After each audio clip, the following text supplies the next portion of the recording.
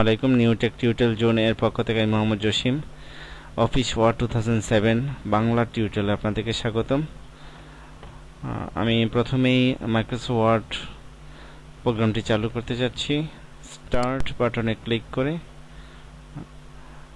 এইখানে প্রোগ্রামটি দেখা যাচ্ছে নেই রিসেন্ট অপশনে, তো অল প্রোগ্রামে গিয়ে আপনারা মাইক্রোসফট অফিস যে ফোল্ডারটি আছে, এই যে মাইক্রোসফট অফিস প্যাকেজ, এই প্যাকেজে ক্লিক করলে এটার আন্ডারে যেসব প্রোগ্রামগুলো আছে এগুলো এখানে দেখাচ্ছে। তো এখানে আমরা পাবো যে মাইক্রোসফট অফিস ওয়ার্ড 2007 প্রোগ্রামটি। আমি এটাতে ক্লিক করছি, এই প্রোগ্রামটি চালু হচ্ছে। তো এইটি হচ্ছে মাইক্রোসফট অফিস ওয়ার্ডের ইন্টারফেস, এডিটিং স্ক্রিন। এখানে এলে আপনারা পাচ্ছেন হচ্ছে এখানে যে স্টার বাটনটি ক্রস, এখানে ক্লোজ, এটা দিয়ে প্রোগ্রামটি ক্লোজ করা যায়। আর এটা হচ্ছে রিস্টোর ডাউন।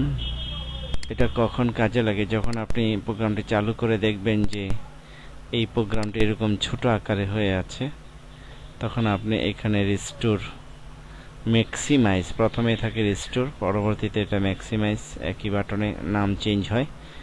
আপনার এই বাটনটিতে ক্লিক করলে এটাকে আবার পুরোপুরি অবস্থায় পাবেন। আর এই বাটনটির নাম হচ্ছে মিনিমাইজে ক্লিক করলে প্রোগ্রামটি আপনার এইখানে এসে থাকবে, টাস্ক বারে এসে থাকবে। তো এইখানে আবার ক্লিক করলে আপনি রিস্টোর অবস্থায় যেতে পারবেন। তো এই অফিস ওয়ার্ড 2000 ভার্সনে এই কর্নারে, বাম দিকের উপরের কর্নারে যে বাটনটি, এটার নাম হচ্ছে অফিস বাটন। এখানে ক্লিক করলে আপনার একটি মেনু বের হয়। এই মেনুটি কোনো ভার্সনে ফাইল দেয়া আছে। এখানে new, open, save as, print, close, word option, exit word ইত্যাদি অপশনগুলো দেওয়া থাকে। রিসেন্টলি সেভ করা ফাইলের তালিকাটিও এখানে দেখায়, এখান থেকে সেভ করা ফাইলগুলো বের করা যায়। এই সেভ দিয়ে ফাইলটিকে সেভ করা যায়, সেভ করা ফাইলকে ওপেনের মাধ্যমে বের করা যায়, নিউ ফাইলের মাধ্যমে আপনি একটি নতুন ফাইল নিতে পারবেন। আমরা এগুলোর বিস্তারিত বিবরণ পরবর্তীতে দেখাবো। এখানে হোম ট্যাব, এগুলোকে ট্যাব বলা হয়। হোম ট্যাব রয়েছে, insert tab, page layout, reference, mailing, review, view, add-ins. তো এই বিভিন্ন ট্যাবগুলোর মধ্যে মোস্ট ইম্পর্ট্যান্ট ট্যাব হচ্ছে হোম, ইনসার্ট, পেজ লেআউট এবং ভিউ। এইগুলো সচরাচর ব্যবহার হয়ে থাকে। হোম ট্যাবের মধ্যে আপনার খুবই ইম্পর্ট্যান্ট এইসব কাজগুলো আমি দেখাবো ইন্টারফেসের পরিচিতি পরে। এই যে আপনি রোলারটা দেখছেন, স্কেল, এটা হচ্ছে হরাইজন্টাল স্কেল বলা হয় এটাকে। আর এই স্কেলটা বাম দিকে যেটা, এটা হচ্ছে vertical scale, vertical roller. View থেকে এই রোলার অপশনটির মাধ্যমে এটা শো হয়। আবার যদি আমি দিই, এটা চলে আসবে। তো এইভাবে স্ক্রিনটা ঠিক থাকে এটার জন্য। এই যে অংশটা লেখার উপরের যে খালি অংশটা, এটা হচ্ছে টপ মার্জিন। বাম দিকে যে অংশটা, এটা হচ্ছে লেফট মার্জিন, এটা হচ্ছে রাইট মার্জিন। আর পেজটা এতটুকু সীমাবদ্ধ, এই জায়গাটা হচ্ছে লেফট মার্জিন। তো মোটামুটি আমি জুম করে আপনাদেরকে পুরো পৃষ্ঠাটা দেখালাম। এখন এই যে ডান দিকের নিচের কর্নারে যেখানে টাইমটা থাকে ঘড়ি, এইখানে দেখেন জুম, এটা এখন 46% আছে। আমি 100% যদি ক্লিক করি, তাহলে একটু বেশি হয়ে গেছে, 100% এখন আছে। এই হলো 100%। সচরাচর আমরা এই পার্সেন্টেতে কাজ করে থাকি। তো আবার বড় করা যায় এটার মাধ্যমে। এইভাবে আপনি বড় করার প্রয়োজন হলে বড় করেও কাজ করতে পারেন।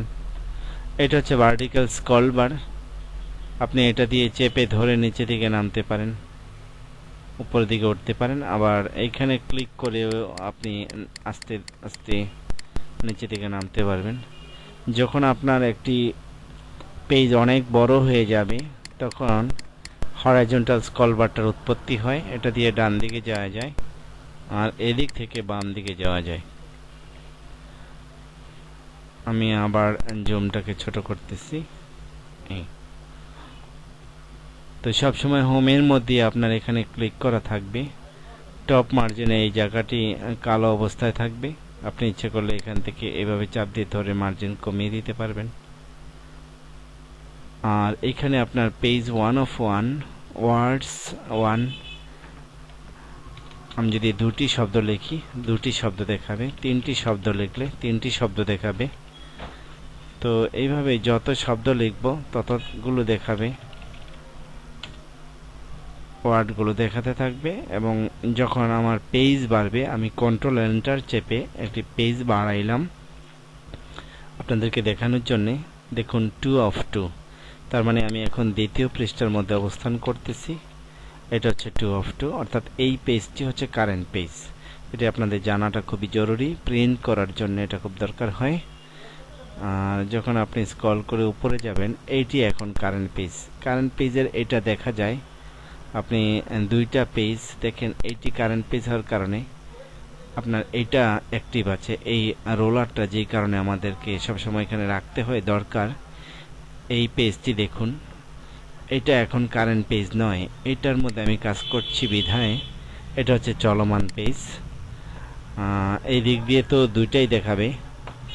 এইখানে যখন ক্লিক করব তখন আপনারা দেখবেন যে এইটা অ্যাক্টিভ ঠিকই আছে, উপরের দিকে এই রোলারটা অ্যাক্টিভ দেখাচ্ছে যে এই পেজটা এখন অ্যাক্টিভ। তো এই জন্য রোলারটা রাখা খুবই জরুরি। রোলারটা থাকলে আপনারা এই জিনিসগুলো খুব ভালোভাবে অবগত হতে পারবেন। তো দেখুন পেজ 2 of 2, আমরা 2 এর মধ্যে আছি, 12টি ওয়ার্ড আছে। এইখানে আমরা এখন এসেছি 1 of 2, আমরা প্রথম পেজে আছি। তো ইত্যাদি অপশনগুলো দেখাচ্ছে। এইখানে আপনার প্রিন্ট লেআউট, কয়েকটি লেআউট রয়েছে এই পেজের জন্য। আমরা একটি পেজ শুরু করব জুম বড় করে। কন্ট্রোল চেপে মাউসের যে মাঝখানে যে বাটনটি থাকে এই বাটনটিতে চেপে আপনি পেজকে নিজের ইচ্ছে মতো বড় ছোট করে কাজ করতে পারবেন। এই অপশনটি হচ্ছে ফুল স্ক্রিন। আপনি এটার মধ্যে ক্লিক করলে মেনুগুলো হাইড হয়ে আপনাকে ফুল স্ক্রিন দেখাবে। কিছু অপশন থাকবে এখানে যেগুলো একদম না হইলেই নয়, মোস্ট ইম্পর্টেন্ট। তো এখান থেকে আবার বের হওয়ার জন্য আপনার ডান দিকে উপরে কর্নারে দেখেন একটি ক্লোজ বাটন আছে, এখানে ক্লিক করে আপনি আবার পূর্বের অবস্থায় প্রিন্ট লেআউটে ফিরে আসতে পারবেন। তো মনে রাখবেন সবসময় পেজটি প্রিন্ট লেআউট অপশনেই থাকবে, ফুল স্ক্রিনে থাকবে না।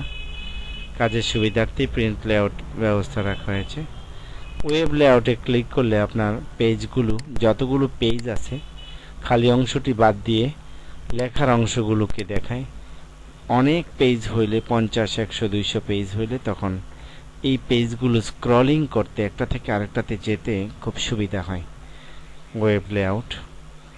আউটলাইন লেআউট দেখুন, এখানে যতগুলো পেজের অপশন আছে সমস্ত পেজের অপশনগুলো বাদ দিয়ে একাধারে সবগুলো দেখাবে। আপনি শুধু লেখাগুলো দেখতে চাইলে পেজ বাদ দিয়ে তখন আপনি এভাবে দেখতে পারবেন, কোনো আউটলাইন থাকবে না। ড্রাফটেও একই অবস্থা, আউটলাইনের মতোই। একদিকে বাম পাশে দেখাবে, অনেকটা জায়গা থাকলেও আপনার বাম পাশে থাকবে। কোনো পেজ, আপনার পেজের কোনো মার্জিন টার্জিন থাকবে না। এটা একটা পেজ, এটা আরেকটা পেজ, সব একই পেজ দেখাচ্ছে। শুধু আপনি নিচে বুঝতে পারবেন যে এইখানে পেজ 1, আবার এখানে ক্লিক করলে পেজ 2 দেখাচ্ছে, এগুলো আপনি বুঝতে পারবেন। তো যাই হোক, আপনারা এই জিনিসটি মনে রাখবেন যে সবসময় পেজ লেআউটের মধ্যে আমরা কাজ করে থাকি। পেজ লেআউটে আমি এখানে ক্লিক করলে চলে আসলাম। তো মোটামুটি এই হচ্ছে আপনার একটি মাইক্রোসফট অফিস ওয়ার্ড 2007 ভার্সনের যে ইন্টারফেস, আমরা যে পরিচয়টা পাইলাম। এইখানে স্টার্ট বাটনের সাথে একটা ছোট একটা টুলবার থাকে। এইখানে আপনার ইমার্জেন্সি সেভ করার জন্য যে সেভ বাটনটি দেওয়া আছে, আন্ডু রিডোর যে অপশনগুলো দেওয়া আছে। আরেকটা জিনিস আপনাদেরকে না বললেই নয়, দেখবেন যে অনেক সময় এই মেনুটা হাইড হয়ে যায়, প্রায়শই এটা হাইড হয়ে থাকে।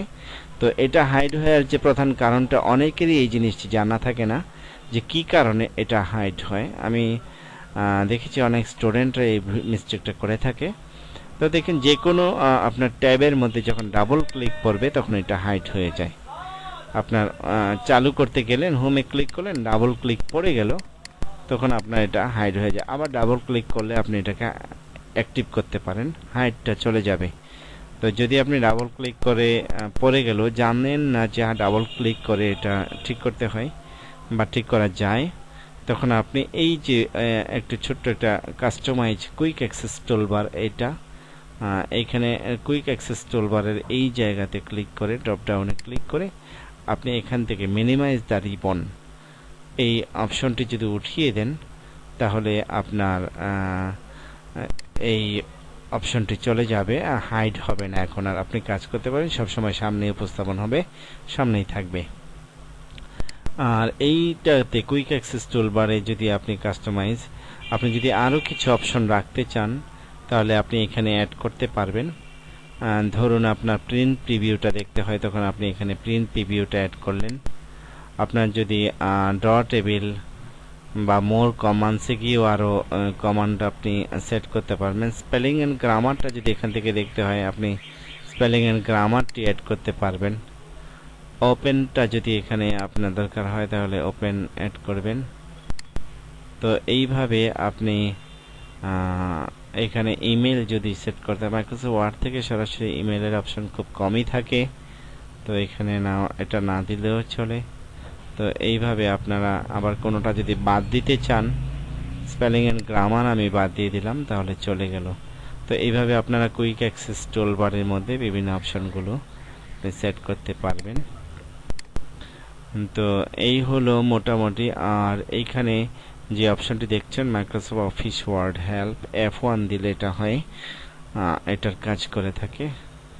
আপনার F1 চেপেও এই হেল্প অপশনটি আনতে পারেন। এখানে যদি আপনি ক্লিক করেন, তাহলে আপনার ওয়ার্ড হেল্পের জন্য একটা অপশন আসবে। এখান থেকে আপনি যদি কোনো হেল্প নিতে চান মাইক্রোসফট ওয়ার্ডের কোনো বিষয় সম্পর্কিত, তখন আপনি এখানে ক্লিক করে এসে আপনার কি সম্পর্কিত হেল্প নেবেন, ধরুন আপনি একটা টেবিল সম্পর্কিত হেল্প নেবেন, insert a blank line before a table, delete a table, I can't, ধরেন আপনি এটা দেখবেন। তো কিভাবে আপনি ডিলিট করবেন টেবিলে, আপনাকে এই অপশনগুলো এখানে সুন্দরভাবে টিউটোরিয়াল দেয়া আছে। প্রত্যেকটা অপশনের এ রো, এ কলামস, কিভাবে আপনি কাজগুলো করবেন এখানে দেয়া আছে। আপনারা এইভাবে এখান থেকে হেল্প নিতে পারবেন যে কোনো বিষয় সম্পর্কিত, তবে অবশ্যই মাইক্রোসফট ওয়ার্ড সম্পর্কিত হতে হবে। তো আপনারা এখান থেকে হেল্প নিতে পারবেন। তো